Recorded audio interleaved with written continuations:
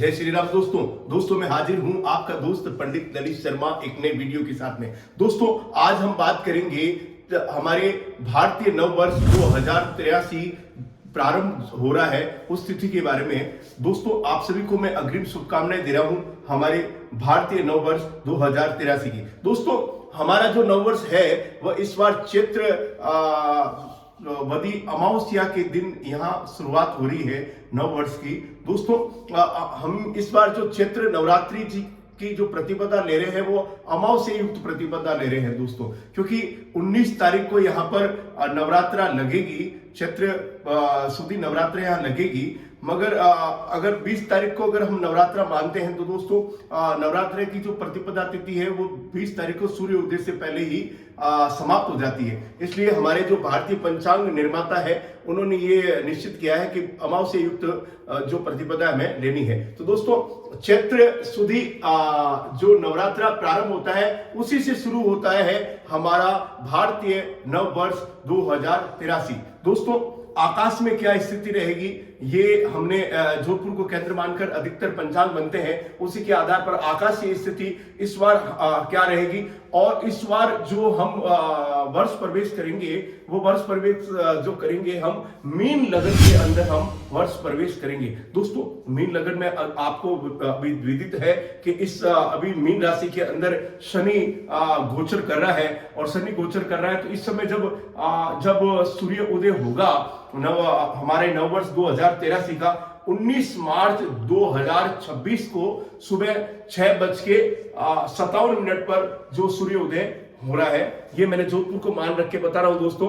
और यहां पर मीन लगन उदित होगा और मीन लगन के अंदर सूर्य, चंद्रमा, शुक्र और शनि ये चतुर्ग्रही योग यहां पर बन रहा है। दोस्तों आइए बात करते हैं, हम कुंडली को पहले देखते हैं कि क्या क्या स्थिति रहेगी। दोस्तों ये जो कुंडली है चैत्र नववर्ष 2083 की मीन लगन के अंदर हमने इसको बताया है सुबह 6:53 पर यहाँ जब वर्ष प्रवेश होगा उस समय यहाँ पर मीन लगन यहाँ पर उदित होगा। दोस्तों मीन लगन केंद्र के अंदर देखिए चतुर्ग्रही योग बन रहा है। लगन के अंदर सूर्य, चंद्रमा, शुक्र और शनि ये चतुर्ग्रही योग यहाँ बना रहे हैं। चौथे भाव के अंदर यहाँ गुरु बृहस्पति बैठा है। छठे भाव के अंदर यहाँ केतु जो है वह सिंह राशि में है। और दोस्तों 12वें भाव के अंदर यहाँ पर एक बहुत बड़ा कह सकते हैं कि अंगारक योग, मंगल राहु की युक्ति यहाँ बन रही है। ये जो युक्ति है ये कहते हैं कि ये युक्ति केंद्र अगर 12वें भाव में जो खर्च भाव है यहाँ पर अगर ये युक्ति बनती है तो ये युक्ति एक घातक योग का निर्माण करती है। दोस्तों साथ में बुध है तो यहाँ भी एक त्रिग्रही योग यहाँ भी 12वें भाव के अंदर बन रहा है। दोस्तों इसका क्या प्रभाव पड़ेगा इसके बारे में मैं आज आपको बता रहा हूं कि इसका क्या प्रभाव पड़ेगा। भारत में जब नववर्ष शुरू हो रहा है उस समय जब मीन लगन के अंदर होता है तो मीन लगन जो है वो जलीय राशि है। दोस्तों जलीय राशि है, इस दिन गुरुवार है और मीन राशि जो होती है वो गुरु के आधिपत्य में होती है दोस्तों। और गुरु जो है वो चौथे भाव में बैठा है। चौथे भाव में जो गुरु बैठा है वह मिथुन राशि के अंदर बुध की राशि में यहाँ दोस्तों बैठा है। तो दोस्तों यहाँ पर भारत के अंदर शुरुआत के अंदर थोड़ा आर्थिक जो है आर्थिक मंदी यहाँ पर बढ़ेगी दोस्तों। अर्थव्यवस्था जो है वो भारत की थोड़ी सी डावाडोल होगी। और देखा जाए तो इस वर्ष जो है इस वर्ष जो शुरुआत जो हो रही है उसके अंदर 60% हम कुयोग का योग मानते हैं और 40% यहाँ सुयोग की संभावना यहाँ दिखती है। दोस्तों भारत के जो दक्षिणी प्रांत है उन दक्षिणी प्रांत में थोड़ा जो असर है वह अच्छा रहेगा, क्योंकि दक्षिण के अंदर अगर देखी जाए तो दक्षिण प्रांत के अंदर ये तीनों राशियां यहाँ खाली नजर आ रही है और गुरु बृहस्पति की शुभ दृष्टि यहाँ पर पड़ रही है। तो दोस्तों यहाँ पर जो दक्षिण भारत के जो राज्य है उनमें खुशहाली का माहौल रहेगा। इस साल वर्ष पर्यंत तक खुशहाली रहेगी। साथ साथ मध्य जो भारत है, मध्य का जो क्षेत्र है भारत का, उसके अंदर धन धान्य का नाश हो सकता है। दोस्तों धन धान्य का नाश मेरा कहने का मतलब है कि इस बार जो है सूर्य देवता का जो प्रकोप जो है वह मध्य भारत पर बहुत रहेगा। यहाँ पर गर्मी बढ़ेगी दोस्तों। गर्मी के साथ साथ यहाँ पर वर्ग संघर्ष भी बढ़ेगा। साथ साथ जल की कमी के कारण फसलों की हानि होगी।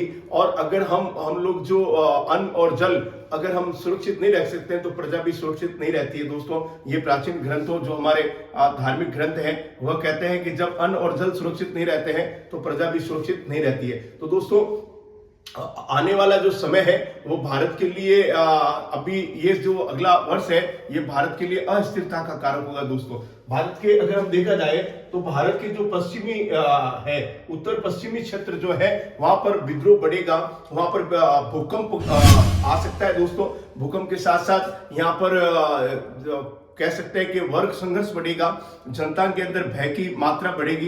साथ ही साथ अगर देख सकते हैं तो यहाँ पर अग्निकांड की भी संभावना ये बनाते हैं। दोस्तों, जो मंगल राहु जो है ये ग्रह जो है ये अंगारक योग बनते हैं। मंगल जो है वो लोहे का कारक है और मंगल जो है वो अग्नि का कारक है। लाल चीज जो होती है उसके ऊपर मंगल का पूर्ण आधिपत्य होता है। तो लाल जो होते हैं गोला बारूद वहां के, तो यहाँ पर भारत के पश्चिमी क्षेत्र में ये स्थिति थोड़ी बनती है। दोस्तों, अगर हम देखते हैं कि इस वर्ष कौन कौन सी राशियों को फायदा होगा, तो दोस्तों मैंने इस वर्ष के जो हमारा अंग्रेजी वर्ष शुरू हुआ था उस समय मैंने कहा था कि ये साल जो है वह वृषभ राशि, मेष राशि, कन्या राशि और कुंभ राशि के लिए अपेक्षित नहीं है, बाकी सभी के लिए यह लाभप्रद होता है। तो दोस्तों, यही यहाँ पर भी लागू हो रहा है। भारतीय नववर्ष के अंदर जो जून तक का जो समय है वह मेष राशि, वृषभ राशि और कन्या राशि और कुंभ राशि के लिए अपेक्षित नहीं है, बाकी सभी के लिए ठीक रहेगा, मध्यम फलदायी रहेगा। दोस्तों, मैं बात कर रहा हूं कि हमें क्या करना चाहिए। तो भारत की जो जनता है उसको धान्य का संग्रहण करना चाहिए, अपने घर पर धान संग्रह करना चाहिए, क्योंकि जब धान रहेगा तो यहाँ पर जो है वो प्रजा के अंदर जिस प्रकार से मैंने कहा है कि इस वर्ष अतिवृष्टि भी हो सकती है, कई कई इलाकों में अतिवृष्टि होगी और कहीं कहीं सूखा पड़ सकता है गर्मी के कारण। तो यहाँ पर वर्ग संघर्ष भी बढ़ेगा। इसलिए हमें यह ध्यान रखना है कि हम जो भी बात करते हैं हमें उत्तेजना से बात नहीं करनी चाहिए और किस प्रकार से हम माहौल को शांति प्रिय बना रखें इसके लिए हमें प्रयास करने चाहिए। दोस्तों, चैत्र नववर्ष आप सभी के लिए मंगलमय रहे। हम नववर्ष में प्रवेश कर रहे हैं, यह नववर्ष आपके लिए सभी के लिए मंगलमय रहे, यही मैं कामना करता हूं। जिसने मेरा ये चैनल सब्सक्राइब नहीं किया है तो ज्यादा से ज्यादा सब्सक्राइब करें।